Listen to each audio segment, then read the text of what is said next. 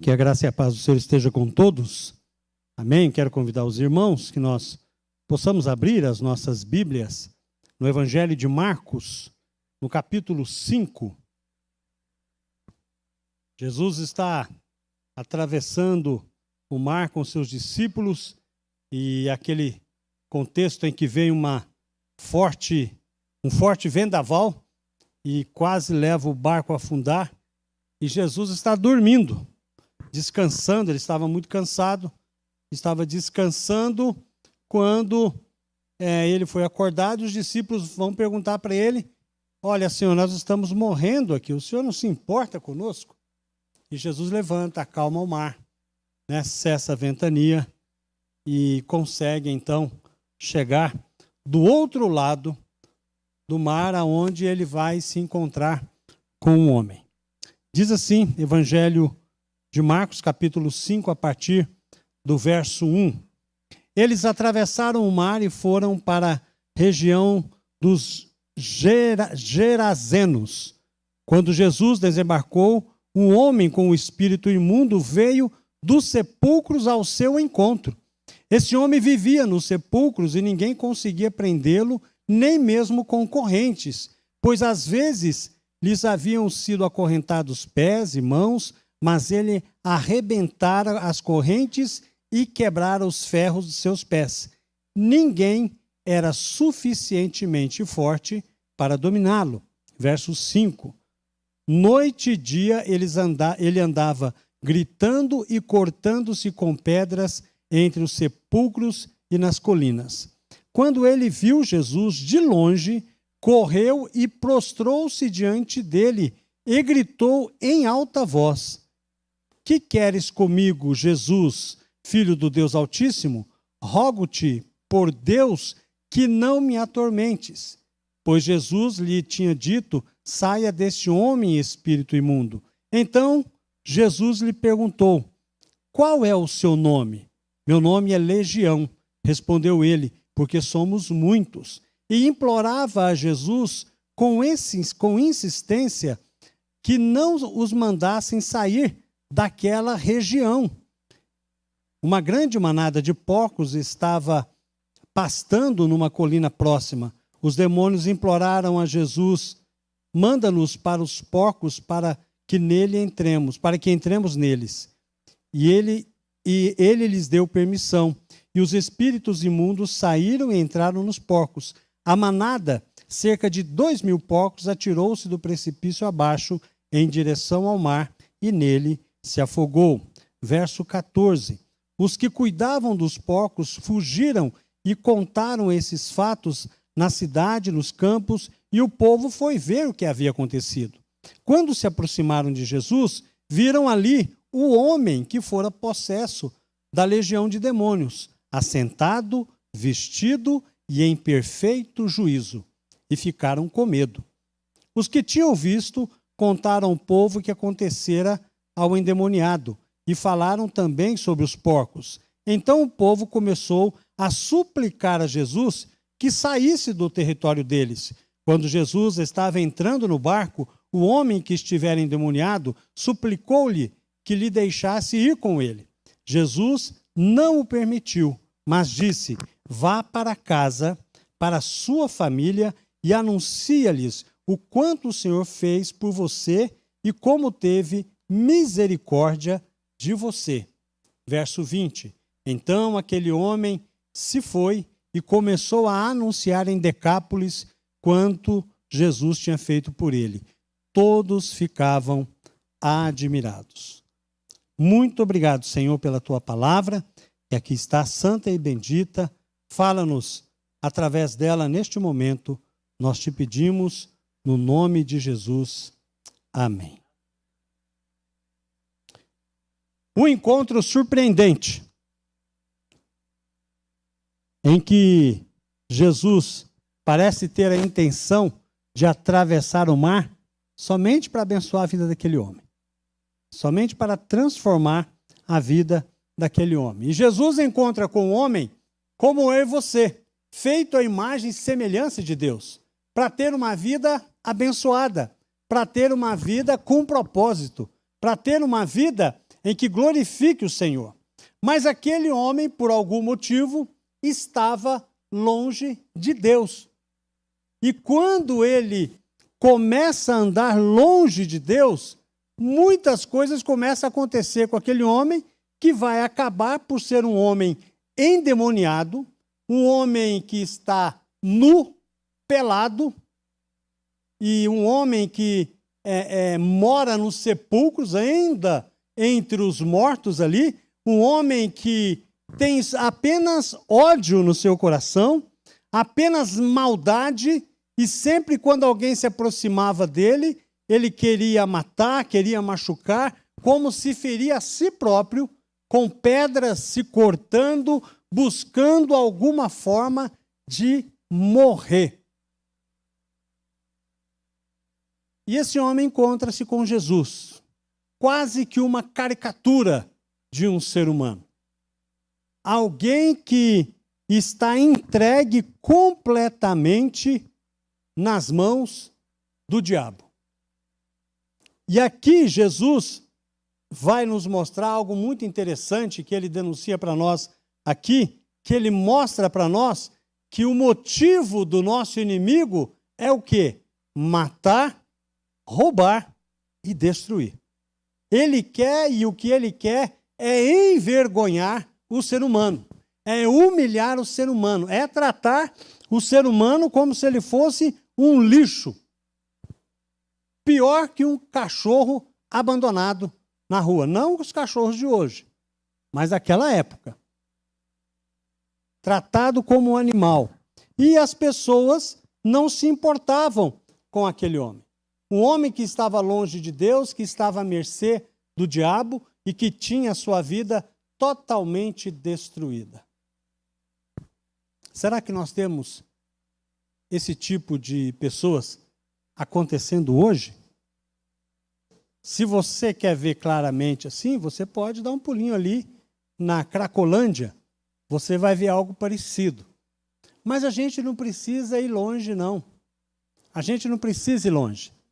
Basta você prestar atenção que, infelizmente, tem pessoas que conhecem a Jesus, que um dia experimentaram andar com Jesus e agora estão longe de Jesus.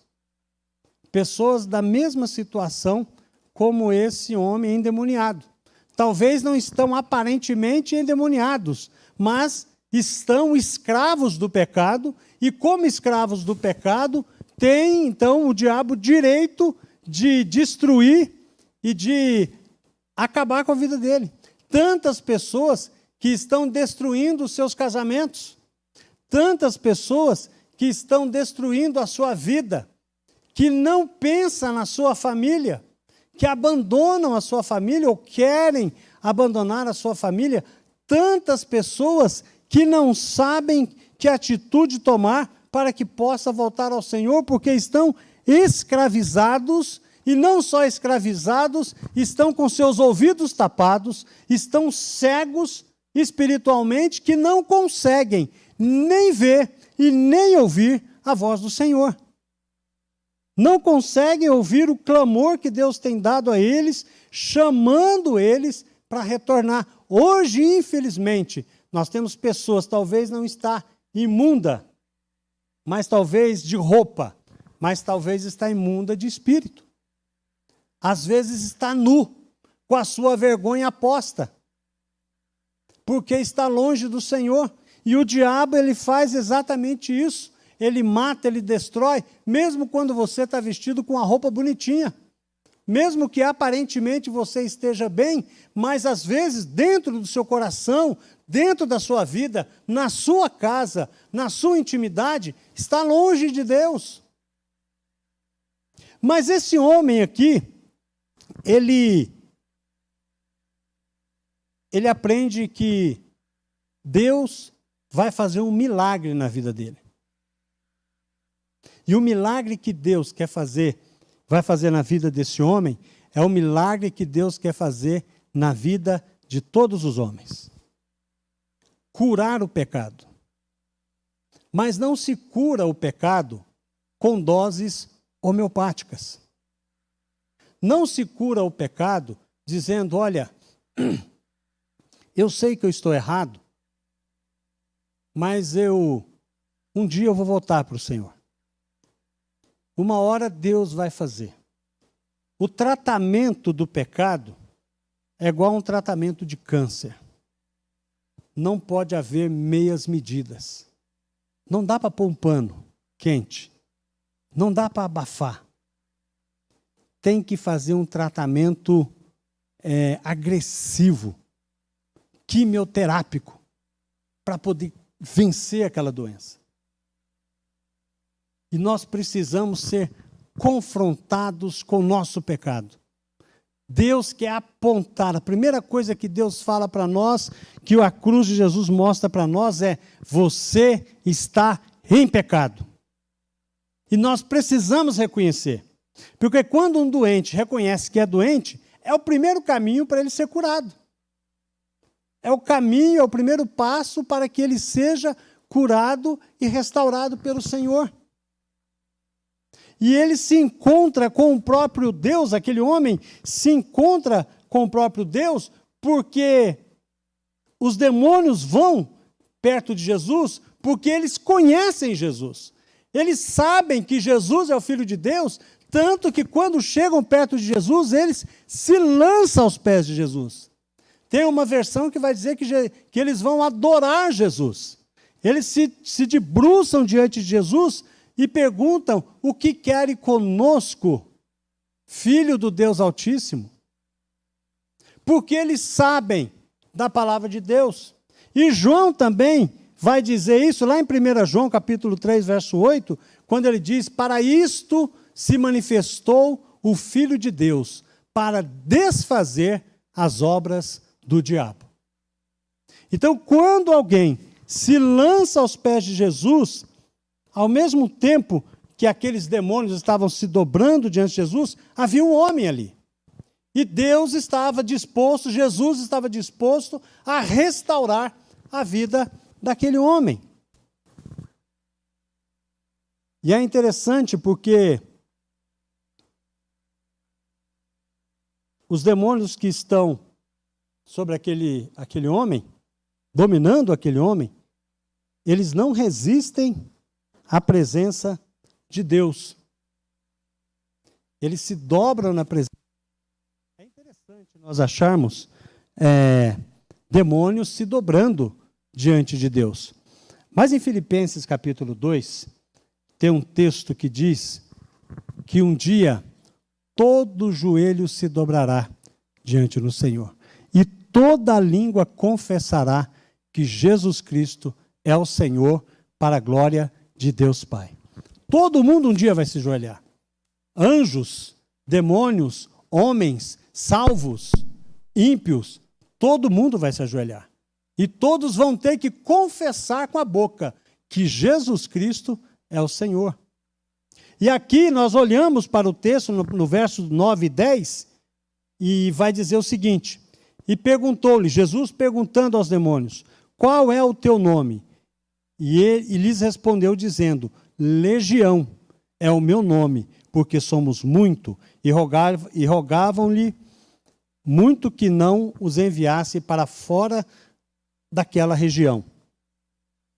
Aqui tem algo interessante, eu estava lendo sobre legião, geralmente os nomes são ligados a esses nomes de exército, de soldados. Uma legião gira em torno de 6.000 soldados.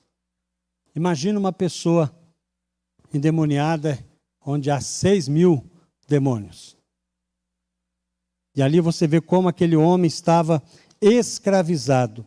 E Jesus vai realmente ali para libertar aquele homem, para tirar aquele homem da escravidão. E quando Jesus expulsa aqueles demônios, os demônios imploram para Jesus que não era para expulsar eles daquela região. E eu fiquei pensando, mas por que isso? Que estranho. Por isso que eles pedem para ir para uma manada de porcos. Os porcos se precipitam e morrem ali afogados, e os demônios ficariam por ali. Por quê? No verso 17, vai dizer que aquele povo da região, quando chegou perto de Jesus, ficou admirado de ver o homem que Jesus havia curado, sentado, né, vestido, lúcido, né, em perfeito juízo, e eles ficaram com medo. E é interessante, porque eles ficaram com medo e preocupados porque a manada que eles tinham haviam se precipitado naquele precipício e acabou matando todo mundo. E quando eles viram o prejuízo, eles não prestaram atenção no homem, eles não estavam preocupados ou alegres porque aquele homem foi liberto. Eles estavam preocupados com a finança deles. O negócio deles deu ruim. E eles pediram para Jesus ir embora. Pediram para Jesus partir com os seus discípulos. Aqui a gente começa a entender por que os demônios não queriam ir embora. Porque ali eles tinham guarida. Ali eles tinham muitas pessoas carnais, sem compaixão, sem Deus, que não estavam preocupados com as coisas de Deus, mas preocupados com a sua própria materialidade, sua riqueza. Eles estavam preocupados com isso, por isso que os demônios não queriam sair dali. Porque mesmo que aquele homem, que Jesus libertasse aqueles homens, havia muita gente ali para Jesus chegar, destruir, para os demônios chegar e destruir todas aquelas pessoas, aquela comunidade. Sabe o que Jesus faz? Ele vai embora. Porque quando alguém não quer Deus, nem Deus pode ajudar. Porque Deus não chuta a porta da sua vida. Ele bate a porta. Porque o coração é uma porta que só tem maçaneta para o lado de dentro. Só quem é dono do coração que pode abrir. Se a pessoa não quer Jesus, ele vai embora. E aí eles então perdem essa oportunidade. Mas o endemoniado não. O endemoniado, ele se encontra assentado, vestido em perfeito juízo. Olha o que Jesus fez àquele homem. Ele devolve a lucidez daquele homem. Ele devolve a dignidade daquele homem. Agora ele está vestido, sentado, em perfeito juízo. Aquele homem não é mais escravo dos seus pecados ou dos demônios. Ele agora é um servo de Jesus. Ele agora tem o Senhor como seu Salvador.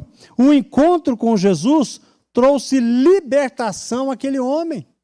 O encontro com Jesus trouxe equilíbrio àquele homem.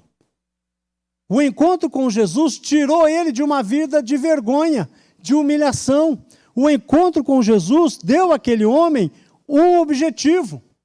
Ele foi vestido e foi restaurado, não só vestido fisicamente, mas ele foi vestido espiritualmente. Porque o Senhor trabalhou em favor daquele homem, aquele homem aceitou a palavra do Senhor, ele foi transformado e queria ir junto com o Mestre. É isso que Jesus faz nas nossas vidas. O Senhor quer nos tirar de uma posição de vergonha, de humilhação, quando nós somos escravos do pecado, quando nós não conseguimos decidir se nós queremos servir a Deus ou não, nós precisamos clamar ao Senhor em nome de Jesus para que Ele possa nos libertar.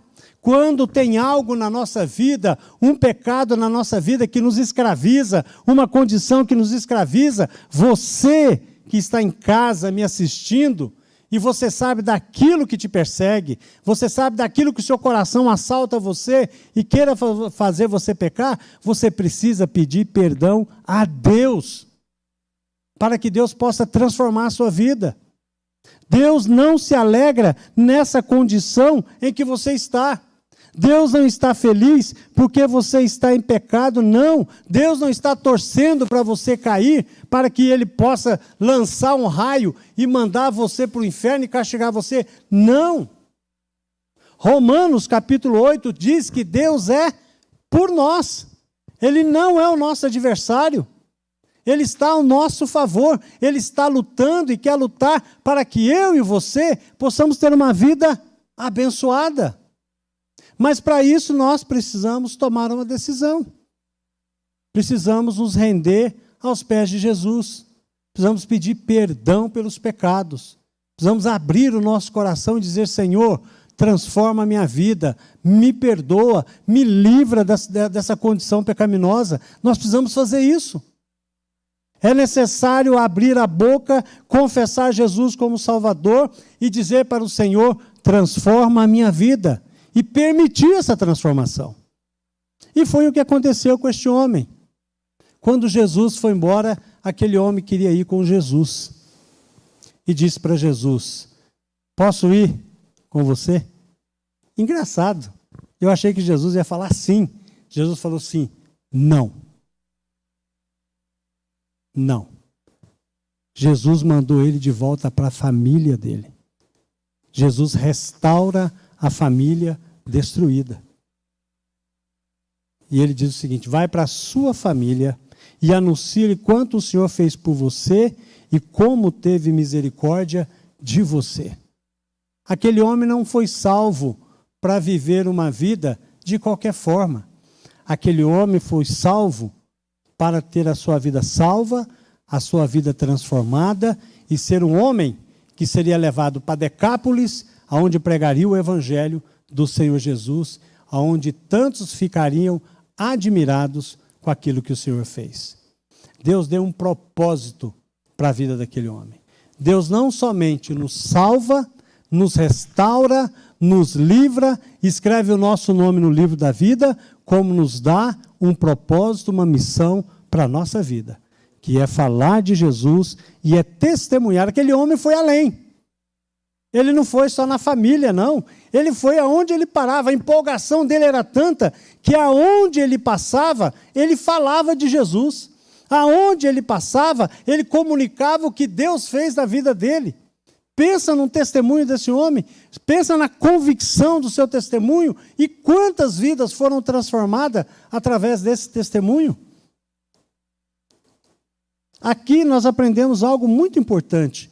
Eu e você podemos fazer muito mais do que o Senhor nos pede.